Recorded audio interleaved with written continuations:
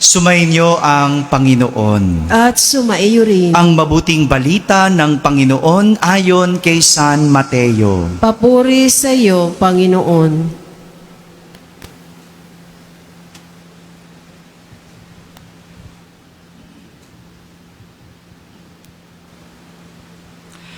Noong panahong iyon, sinabi ni Jesus sa kanyang mga alagad ang talinhagang ito.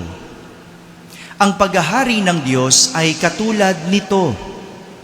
Lumabas ng umagang-umaga ang may-ari ng ubasan upang humanap ng mga manggagawa.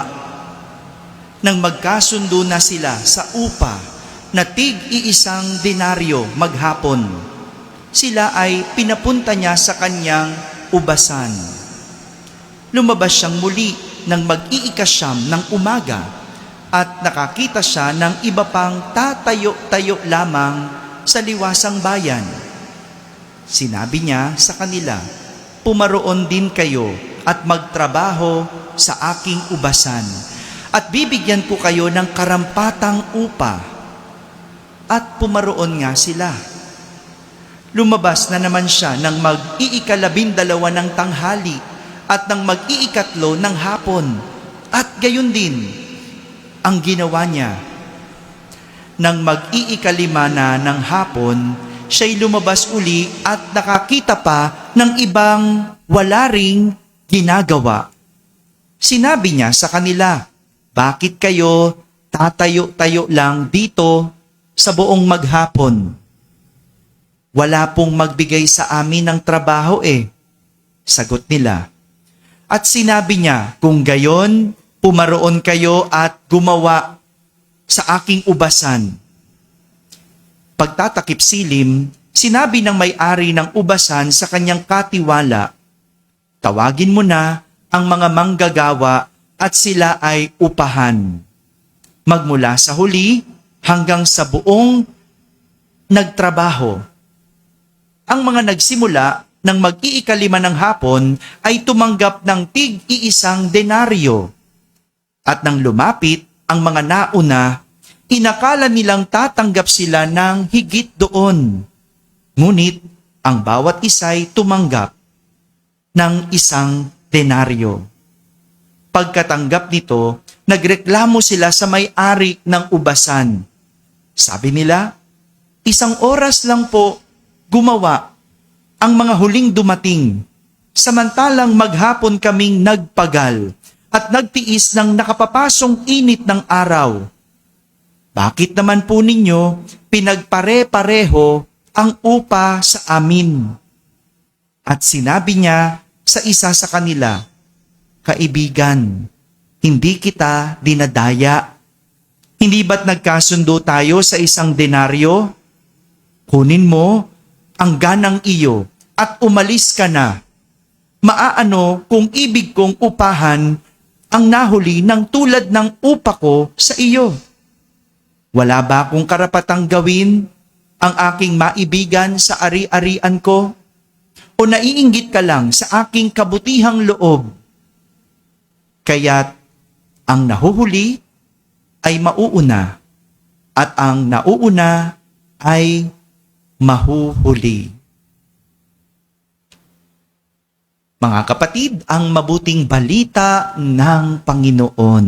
Pinupuri ka namin, Panginoong Hesukristo. Magsiupo ang lahat at makinig sa homilya. Magandang gabi po sa inyong lahat. Magandang gabi sa mga nasa barangay, mga nasa tahanan at nasa abroad na nagsisimba via online. Kasama kayo sa aming banal na pagdiriwang dito sa ating parokya.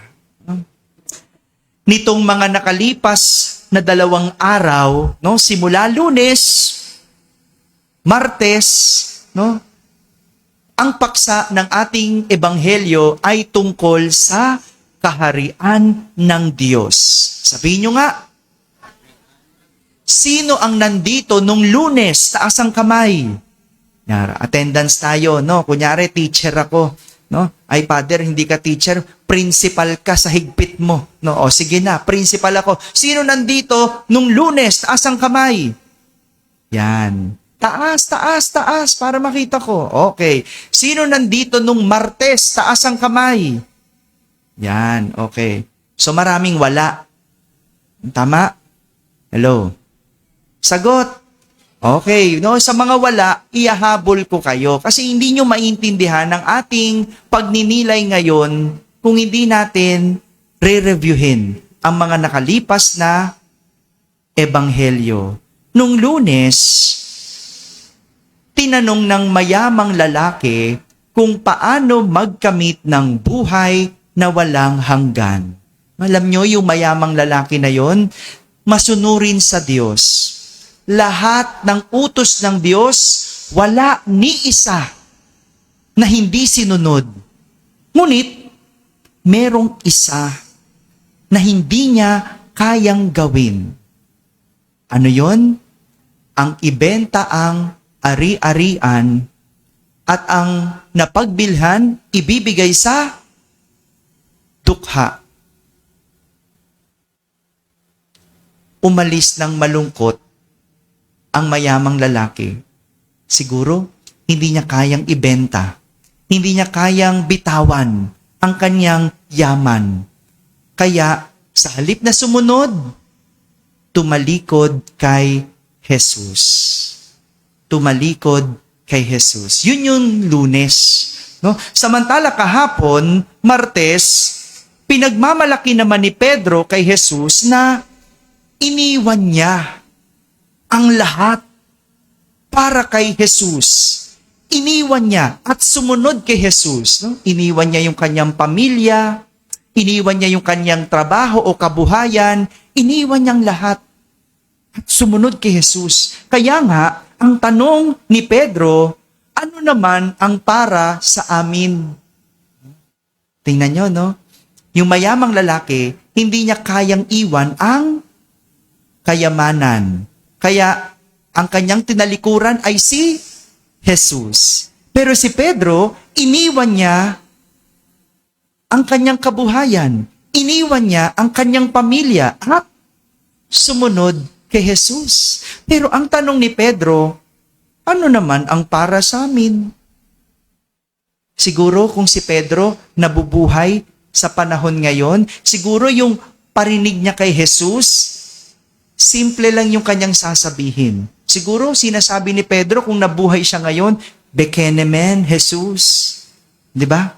No, di ba gano'n? Pag nagpaparinig ka, no, baka naman, di ba? Pag may nagawa ka, nag-serve ka, di ba? Nagpaparinig ka, baka naman dyan, Father. No, di ba? No, para pag naghahanap ka ng kapalit, ano sinasabi mo? Bekenemen. No? No? At yun yung parinig ni Pedro. Bakit? Kasi gusto niya mapabilang sa kaharian ng Diyos. Kaya naman ngayong araw, eto na. Ipinapakita na ni Jesus kung paano mapabilang sa kaharian ng Diyos. Siguro sabi ni Jesus, o sige na nga, eto na. No? Total, parinig ka ng parinig. No? Total, nagtatanong ka. O, di ba? Yung mayaman, nagtatanong. Eto naman si Pedro, nagpaparinig. Total, no? Gusto nyo talagang mapabilang? Eto na. Sinasabi na ni Jesus, paano mapabilang sa kaharian ng Diyos. At ginamit niya ang talinhaga ng manggagawa ng ubasan para ipaliwanag ito. Tinawag ng may-ari ng ubasan ang iba't ibang manggagawa sa iba't ibang oras. No? Bakit iba't ibang manggagawa? Kasi depende sa galing. 'Di ba? No? Iba-iba naman talaga ang manggagawa. May magaling, may tamad, may malakas, merong lampa. Tama ba? No? Tatrabaho ba kayo? 'Di ba? Anong klase kayong empleyado? Magaling ka ba? O ikaw yung tamad? Hindi makasagot, oh, 'di ba? Ganun no? Iba-iba, no? Iba-iba. Bakit iba-iba? Syempre, depende ang manggagawa. Depende sa galing, no? Kaya nga kung ikaw ay may-ari ng ubasan, no? Anong gusto mo? Magaling o hindi magaling? Masipag o tamad? Malakas o lampa? O, di ba? No? Kaya nga, tinawag niya ang mga manggagawa sa iba't ibang oras. May tinawag ng umagang-umaga. No? Walang sinabi kung anong eksaktong oras na yon. Basta sabi, umagang-umaga. Pwedeng alas 6 o alas 7. At meron ding tinawag ng alas 9. May tinawag alas 12 ng tanghali. May tinawag alas 3. Merong tinawag alas 5 ng hapon. Sa tingin nyo, anong klaseng manggagawa ang tinawag ng maagang maaga? Yung masisipag, di ba? Siyempre, pipiliin mo yung magagaling. At bakit merong mga tinawag ng huli na? Latak na, no? Wala nang pumili. Ba't mo ba naman pipiliin? Lampa, tamad, di ba? Pero kahit ganon, tinawag sila ng may-ari ng ubasan. Kung uunawain nating mabuti, may pagkakapareho at may pinagkaiba ang mga manggagawa. Himayin natin, no? Ang pinagkapareho ng mga manggagawa, lahat sila tinawag para magtrabaho. Sabihin nyo nga, magtrabaho. Tama, di ba? Tinawag para magtrabaho. Mula umaga hanggang hapon, tinawag sila para magtrabaho. Hindi para mag-cellphone. Ha? Tinawag sila para magtrabaho, hindi para tumambay. Malinaw? Lahat pareho. Para magtrabaho. Pangalawang pinagkapareho, lahat sila parehas ng trabaho. Sabihin nyo nga, trabaho. Anong trabaho? Manggagawa sa ubasan. No? Parehas. No? Anong gagawin? Siguro magpitas. Siguro magtanim. No? Ewan ko. Basta trabaho sa ubasan. Parehas. At pangatlo, tinawag sila parehas ng pinagtatrabahuan. Sabihin nyo nga, magtrabaho, trabaho, pinagtatrabahuan. Saan pinagtatrabahuan nila? Sa ubasan. Pare-parehas. 'Di ba? Pare-parehas na lugar, no? Walang opisina doon, pare-parehas na lugar. No? At panghuli, pare-parehas silang tinanggap na sweldo. Magkano? 1 denaryo. Ang galing, no? Pare-pareho. Ganun pala sa kaharian ng Diyos. Pare-pareho. Patas. Walang mataas, walang mababa. Walang magaling, walang tamad. No? Lahat pantay-pantay. Kaya pala, si Jesus, pinapabenta niya ang ari-arian ng mayamang lalaki nung Lunes. Tama? Dahil sa kaharian ng Diyos, pantay-pantay. Walang mayaman, walang maraming ari-arian, walang mahirap, walang dukha. Pantay-pantay. Pero merong pinagkaiba ang mga manggagawa. Dalawa ang nakita kong pinagkaiba. Una, magkakaiba sila ng oras ng pagtawag. Sabihin nyo nga, oras ng pagtawag. Talaga naman, iba-iba tayo ng oras. Tanungin mo ang katabi mo, kailan gusto mo? O yan ha, kayo na mamili. Kailan gusto mo? No? O ano, gusto mo na? No? Kanyang talaga. No? Kanya-kanya tayo ng oras. May oras. Iba-iba ng oras ng pagtawag. At isa pang pinagkaiba, magkakaiba ng pagtugon. Sabihin nyo nga, pagtugon. Iba-iba. Meron nagtrabaho, pero meron inggitero. Merong nagtrabaho, pero meron chismoso. No? Bakit sa kanya? Parehas ng sakin. Merong mareklamo. No? Di ba may ganyan? May kilala ba kayong empleyado o manggagawang reklamador? Meron ba kayong kilalang empleyadong chismoso?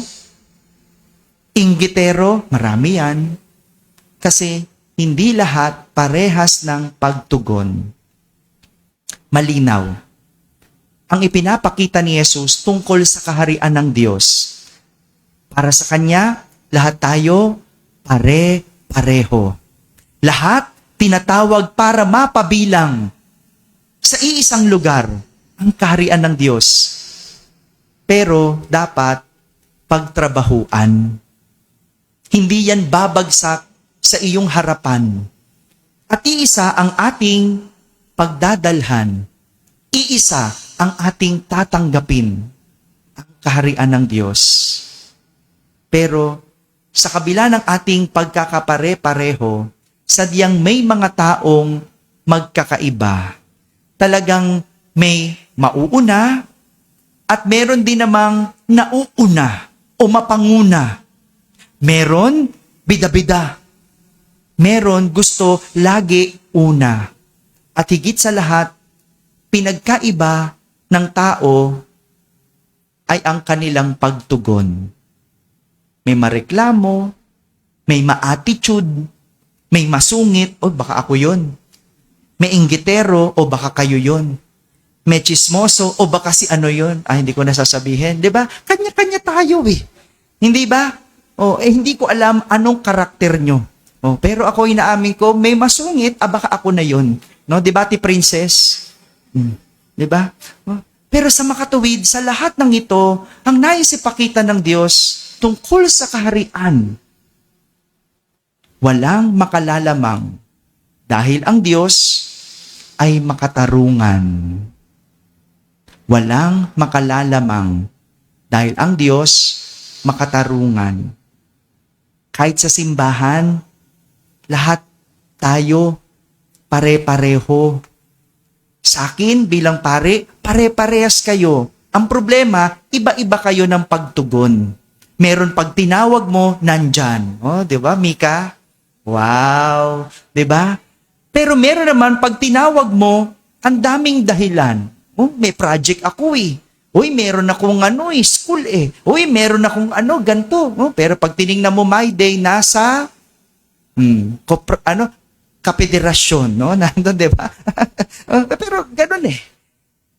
Iba-iba ng pagtugon. Pero ang masakit dito, kung sino pang reklamador, kung sino pang maraming reklamo, siya yung inggitero. Pansin nyo? Di princess, napansin mo? Hindi ka makasalita dyan. Di ba? Pero sa mata ng Diyos, pantay-pantay tayo. Walang magaling, walang tamad, walang malakas, walang mahina. Pero ang tanong lang, ano ang iyong pagtugon? Habaan ko na, dagdag ko na si San Ezekiel Moreno, no? Inaalala natin at ginugunita natin si San Ezekiel Moreno. Alam nyo ba, itong santong ito, nagpunta sa Pilipinas. Tanungin nyo kung saan. Sa Maynila. Tanungin nyo saan sa Maynila. Sa San Nicolas Convent. San yon? Sa Intramuros. Ngayon ko lang nalaman yon. Tinrace ko eh. Saan ba nagpunta dito? Isa ang Maynila sa kanyang pinuntahan. At sa Intramuros, para daw maglingkod sa mga mahihirap. Hindi malayo na baka napadaan dito sa San Nicolas, sa ating lugar. Hindi ko alam, no? Nabasa ko lang yon at nagulat din ako. No? Saan ba may mahihirap? Dito. Hindi ko alam. Hula lang ito. Pero, anong pinapakita? Si San Ezekiel Moreno ay santo at patron ng mga may cancer. Sino na nagka-cancer dito? Taas nga ang kamay. Wala pa. Sige, sinong gusto magka-cancer dito? Taas ang kamay. Wala, di ba? Alam natin, ang sakit na cancer, mahirap. No? Alam natin na kapag nagpapagamot, tignan mo sa sobrang hirap, nakakalbo. Tama? Masakit. Anong kanyang cancer? Cancer sa palate. No? Sabi sa lalamunan. No? At bilang pare, importante ang lalamunan. Bakit? Kung walang lalamunan, hindi kami makakapag-salita. Hindi kami makakapag-homily. No? Naranasan ko yun nung pagkatapos ko sa Quiapo. No? Nagkaroon ng bukol ang aking lalamunan. For 2 months, hindi ako nagsalita. At inopera yung lalamunan ko, no, hindi ako makasalita. No, ano nang silbi ko? Paano na ako? No, paano ang pagkapari ko? At akin, bukol lang. Si San Ezekiel Moreno, cancer. At iisipin mo, pag may sakit ka, ang lagi mong sasabihin, paano na ako? Paano na ang buhay ko? Diba? Pero, pinagtrabahuan ni San Ezekiel Moreno. No? Pwede siguro, no? Pwede pa rin maging pare kahit hindi nakakapagsalita. Paano makakapangaral? Sa gawa. Yan ang ginawa ni San Ezekiel Moreno. Sa halip na mangaral ng kapakumbabaan, pinakita ang pagpapakumbaba. Sa halip na mangaral, magsalita tungkol sa pag-ibig, pinakita kung ano ang pag-ibig. Tayo, maraming dahilan. Kapag mahirap, ayaw magtrabaho. Tama? Baha, ayaw pumasok. No? Buti na lang si Maymay, swimming daw ang kanyang shout out. No? Kahit baha, pasok. No? 'Di ba? Samantalang ang mga estudyante, umulan lang, Lord, sana walang pasok. No? 'Di bale, pagtanda nyo, no, wala na, lagi nang may pasok. No? Pasok sa trabaho. Pero ganun eh. No? Hindi ka pwedeng huminto, magtrabaho. Madami tayong dahilan. Kapag masakit, ayaw kumilos. Kapag hindi maganda, ayaw magtrabaho. Kapag magkagalit, galit pa, ayaw magpatawad. Lahat tayo, ang tawag, kailangan magtrabaho. Pagtrabahuan ang kaharian ng Diyos. Mga kapatid, hindi pagalingan sa kaharian ng Diyos, kundi pabaitan. Kaya nga kahit, naku, nanggigigil na ako. No, dahil gusto ko lang mapunta sa langit. No, Lord, ang hirap. No? Diba, ti Princess? Sa kaharian, hindi kumparahan, kundi suportahan. No? Malungkot mag-isa sa langit, isama mo yung iba. Suportahan mo yung iba. Sa kaharian ng Diyos, walang puwang ang inggitan. Sa halip, tulungan. At higit sa lahat, hindi ito paunahan, kundi pagtugon ng may bukas na loob. Amen. Amen.